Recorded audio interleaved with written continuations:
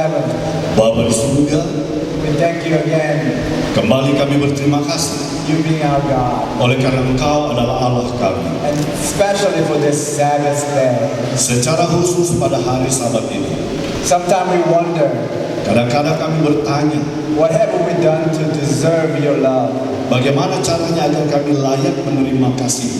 You came and died for us, not because we deserve, but because we need. Engkau sudah datang untuk mati bagi kami bukan karena kami layak menerimanya, oleh karena Engkau melakukannya.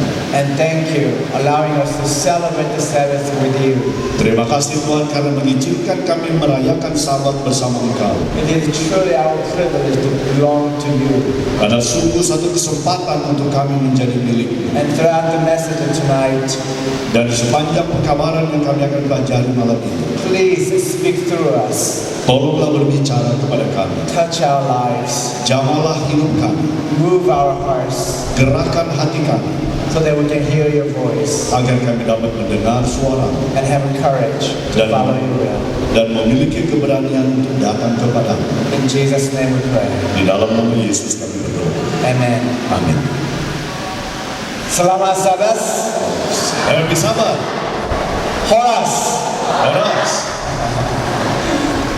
We may not speak the same language. Mungkin kita tidak dapat berbicara dalam bahasa yang sama. We may have a different cultural background. Kita memiliki latar belakang budaya yang berbeda. But one thing for sure, Tetapi satu hal yang kita dapat pastikan, when we all go to heaven, bila mana kita semua tiba di surga, we will speak the language of heaven. kita akan berbicara bahasa surga. It will be language of love of God. Itu adalah bahasa dari Allah kita. It will be Korean. Bagi saya mungkin itu bahasa Korea. That was a joke. Anyway,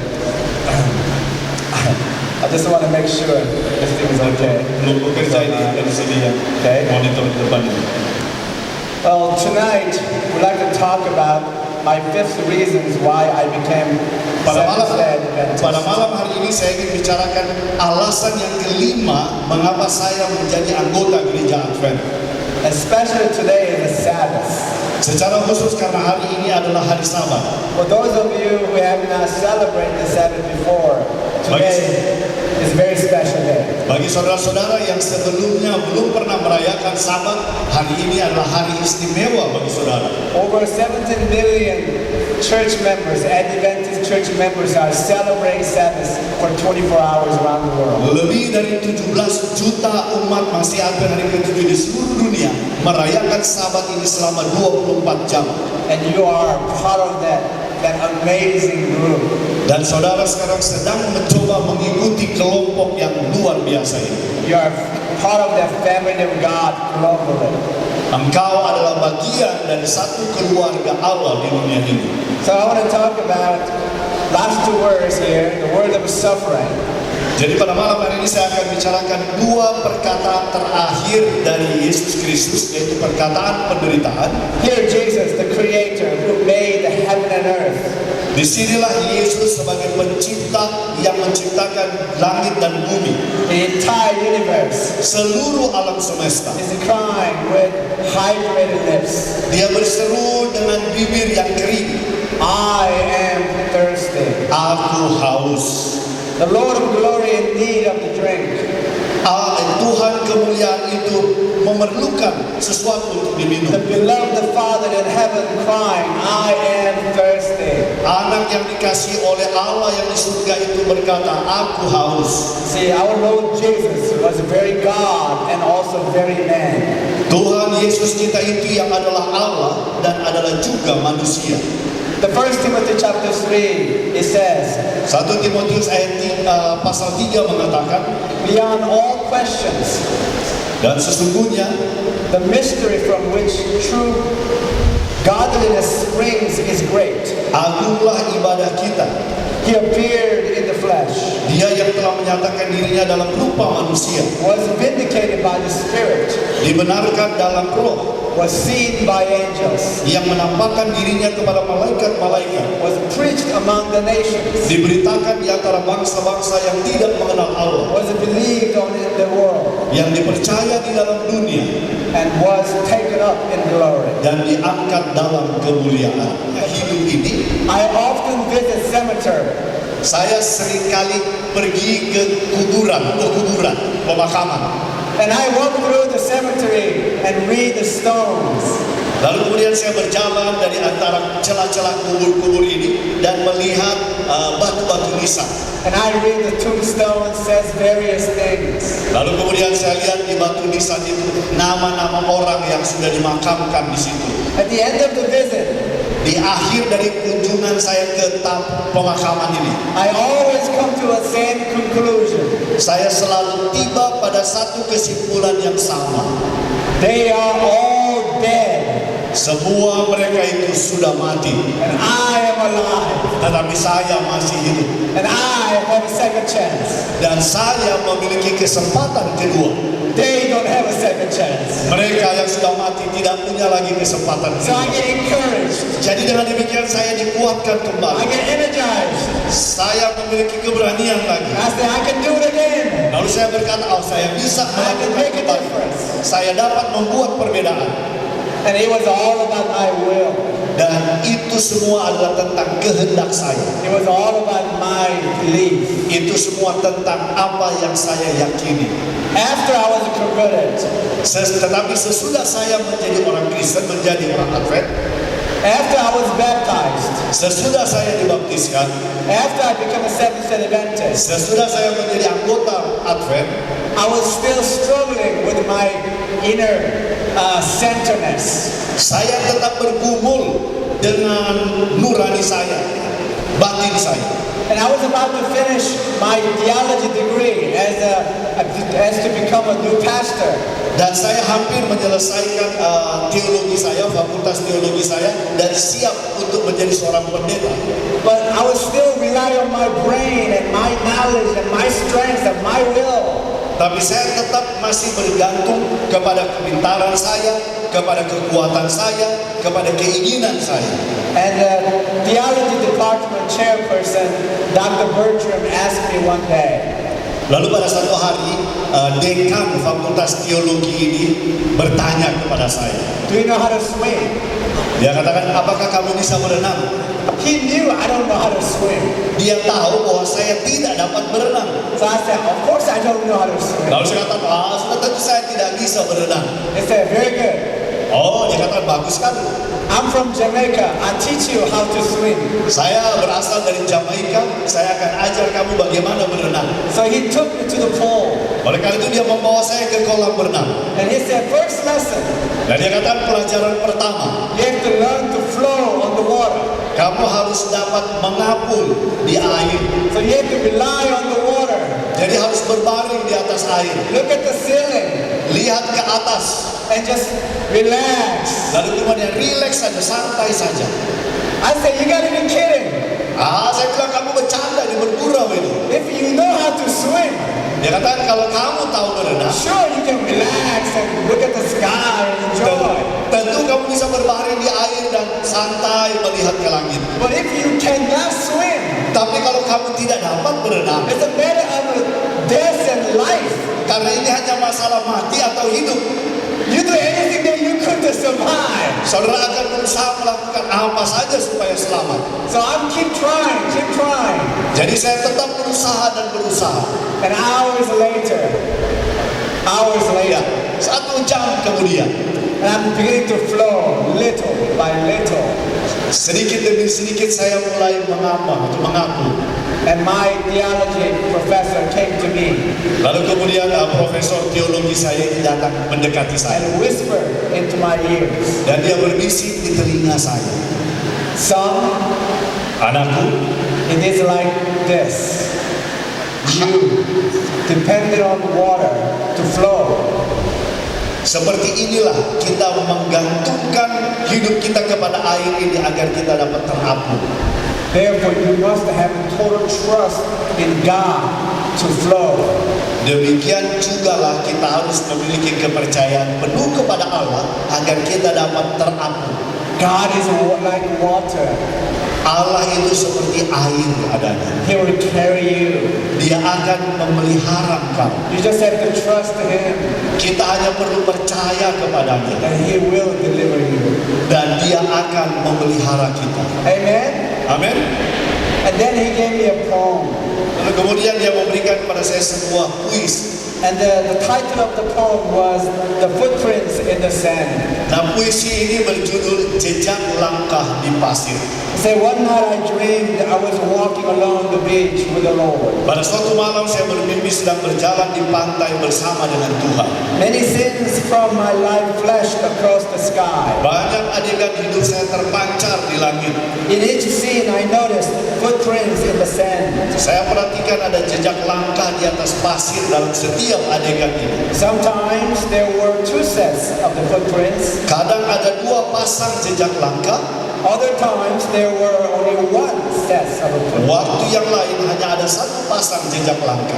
This bothered me because I noticed Hal ini mengganggu saya karena saya perhatikan that during the low periods of my life, pada saat saya menghadapi masalah dan when I penderitaan, was suffering from the anguish, duka cita ataupun gagal, sorrow and defeat, dan merasa saya gagal dan I kalah, could see only one set of footprints. saya hanya melihat satu pasang jejak langkah. So I said to the Lord, Oleh karena itu saya berkata kepada Tuhan, you promised me Tuhan, Engkau berjanji kepadaku that if I follow you, bahwa jika aku mengikut Engkau, you would walk with me always. Engkau akan selalu berjalan bersama aku. But I have noticed Tetapi saya perhatikan that during the most trying periods of my life, bahwa selama masa-masa sulit dalam kehidupan saya, there have been only one set of footprints in the sand. hanya ada satu pasang jejak langkah di atas pasir. Why? Mengapa Tuhan? Why? Mengapa Tuhan? When I need you the most, Ketika saya sangat memerlukan Engkau, you have not been there for me. Engkau tidak bersama-sama dengan aku di sana. And Jesus replied, Lalu kemudian dia Tuhan Yesus menjawab, the times when you have seen only one set of footprints masa ketika engkau melihat hanya ada satu pasang jejak langkah di pasir is when I carried you. adalah masa di mana aku mengangkat, mendukung ataupun menatang engkau. When you see only one set of footprints in your life, Bila mana hanya ada satu jejak langkah dalam hidup saudara, remember that is the moment that God is carrying you through. ingatlah bahwa itulah saatnya di mana Allah sedang menatang saudara. Amen? Amin. Our Redeemer Penebus kita is not one so removed from us bukanlah seorang yang begitu jauh, terpisah jauh dari kita, that He is unable to enter into our sorrows sympathetically. sehingga dia tidak dapat merasakan penderitaan dan kesusahan hidup kita. For He was Himself the man of sorrows. Oleh karena dia sendiri sudah mengalami penderitaan dan kesusahan, And here is a comfort for the aching hearts. dan dia ada di sini untuk memberikan hiburan kepada hati yang berduka. No matter how hopeless you are, Tidak peduli betapa kita tidak berpengharapan, no matter how harsh your past was, tidak peduli berapa sukar pun jalan hidup kita, you are invited to spread all that before the Lord Jesus Christ. kita semua diundang untuk menyerahkan semua keluh kesah ini kepada Yesus Kristus. Cast all your care upon Him, Serahkan seluruh bebanmu kepadanya. knowing that He cares about you. Ketahuilah bahwa dia memperdulikan kamu. Every single one of you. Setiap masing-masing kita. Is your body wrecked with pain? Apakah tubuh saudara ini hancur oleh karena sakit? So was he. Dia pun mengalami tubuh yang menderita. Have those who are nearest and dearest turn away from you? Pernahkah saudara mengalami seorang yang sangat dekat dengan saudara, seorang yang sangat saudara kasihi berpaling meninggalkan saudara? They did from him.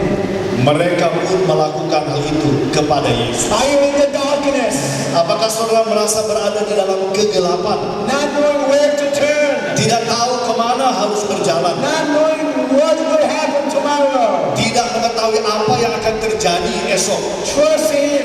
Percayalah kepadanya. So He was in 6 hours in the darkness on the cross. Oleh karena dia pun pernah mengalami kegelapan yang luar biasa selama 6 jam di atas kayu salib. He went through all these things. Dia telah melewati seluruh masalah ini. So He can be merciful and faithful, please, for us. Karena itu dia dapat memberikan kasih karunia dan rahmatnya, damainya kepada kita. Hallelujah! Haleluya.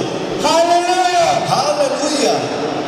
Hebrews 4, it says, Di dalam Ibrani pasal 4 let us then dikatakan, approach God's throne of grace with confidence, sebab itu marilah kita dengan penuh keberanian menghampiri tahta kasih karunia, so that we may receive mercy supaya kita menerima rahmat and find grace to help us in our time of need. dan menerima kasih karunia untuk mendapat pertolongan kita. Have you cried for thirsty? Pernahkah saudara berseru oleh karena kehausan? Have you cried for the worldly wealth? Pernahkah saudara berseru untuk kekayaan dunia? Have you cried for honors and praise of the world? Pernahkah saudara berseru untuk nama baik popularitas dunia ini? Have you rushed after immediate satisfaction and pleasure? Pernahkah saudara tiba-tiba berlari mengejar kepuasan dan kepelesiran dunia? All that is in vain. Semua itu sia-sia adanya. In fact, some of us became religious practitioners. Bahkan mungkin beberapa di antara kita mempraktekkan kehidupan keagamaan. Religious without Christ. Tetapi kita memiliki agama tanpa Yesus Kristus. Christianity without Christ. Kekristenan tanpa Kristus. We come to church systematically and mechanically and practice religion. Kita datang ke gereja secara teratur, mengikuti upacara-upacara keagamaan, Participate in religious ritual. terlibat dalam setiap kegiatan-kegiatan rohani. Stop practicing religion.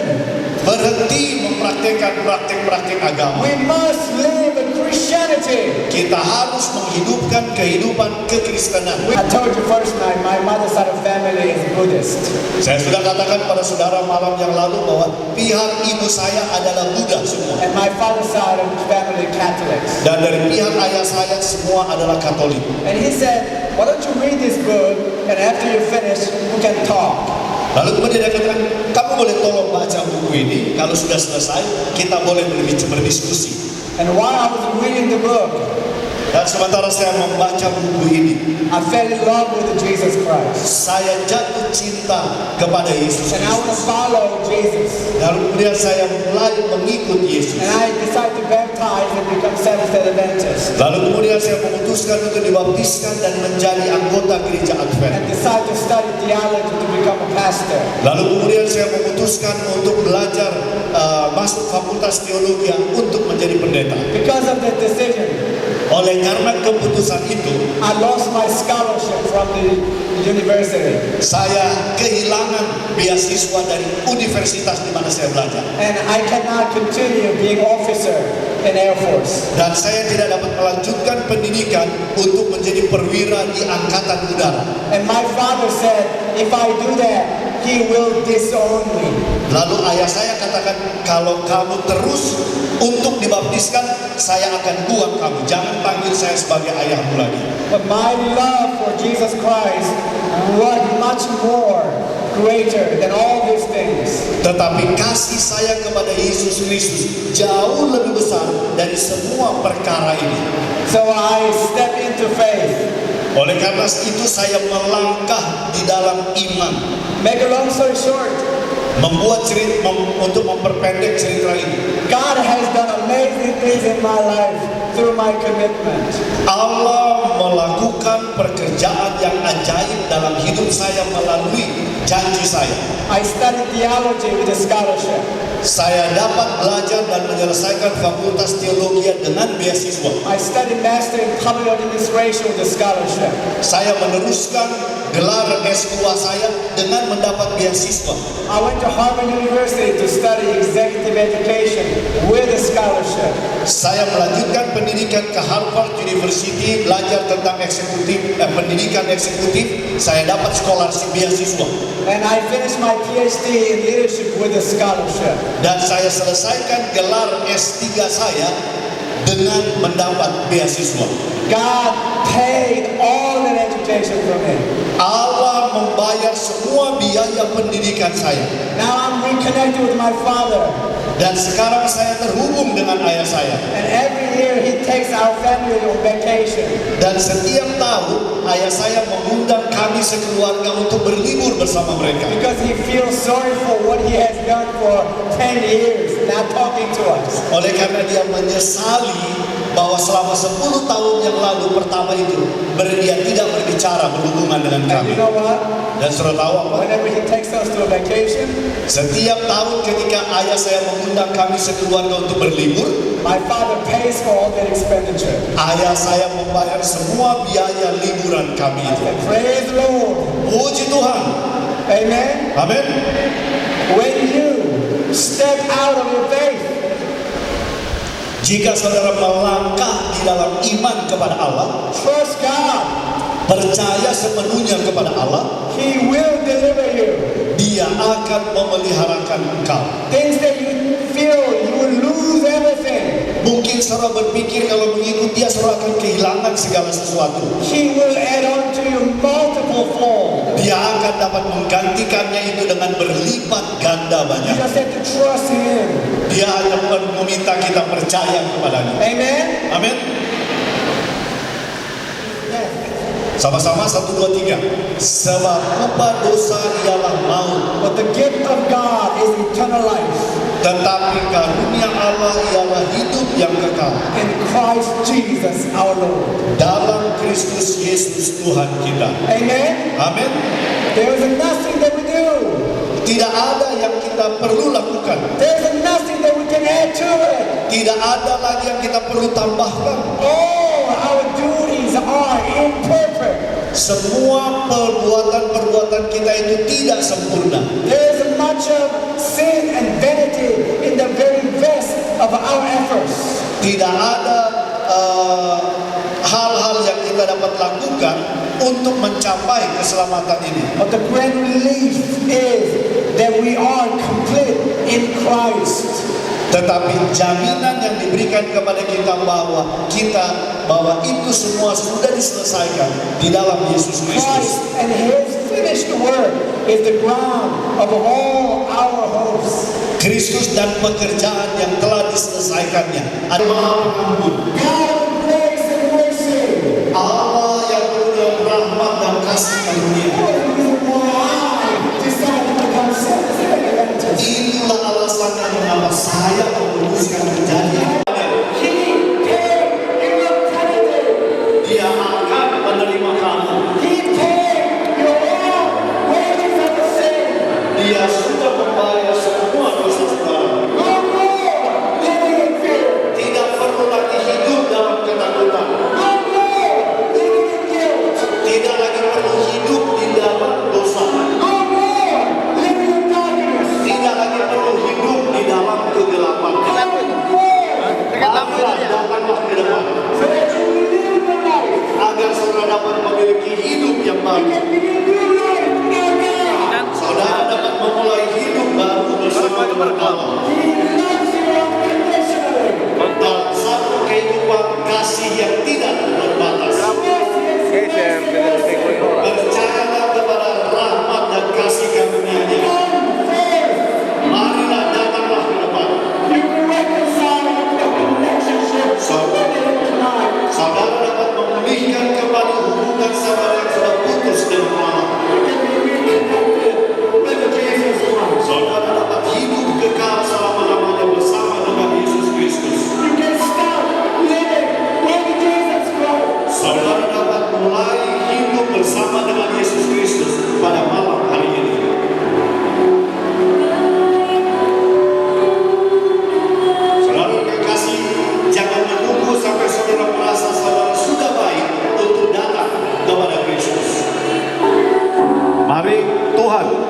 memberkati saudara. Sementara dengan lembut kita boleh nyanyikan lagu ini bersama-sama. Dan saudara-saudara yang merasakan panggilan Roh Kudus, mari datanglah ke depan agar kita dapat membaharui kembali. Yesus datang ke pintu hatimu sambil mengetuk, aku telah tinggalkan surga, aku telah tinggalkan kemuliaanku, datang ke dunia ini untuk mencari dan menyelamatkan yang hilang. Di manakah engkau, hai saudara-saudaraku? Yesus sedang mendekat kepadamu. Dia sudah memanggil teman-temanmu datang ke depan. Dan kami telah lebih dahulu menerima Yesus yang telah memberikan keselamatan itu. Kami sangat berbahagia oleh sebab Allah di dalam Kristus telah memberi kasih karunia-Nya keselamatan, menggantikan maut sebagai upah dosa itu. Kami meyakini sebagai pelayannya masih ada yang sedang bergumul di sebelah kanan kami, di tengah dan di sebelah kiri. Marilah, Allah memanggilmu, Allah mau datang kepadamu, Allah mau memegang engkau dengan tangan kanannya untuk membawa kemenangan. Saya masih meyakini masih ada bapak dan ibu, saudara-saudara kami yang sedang mau melangkah tetapi berat kakinya karena kuasa dosa masih memegangnya.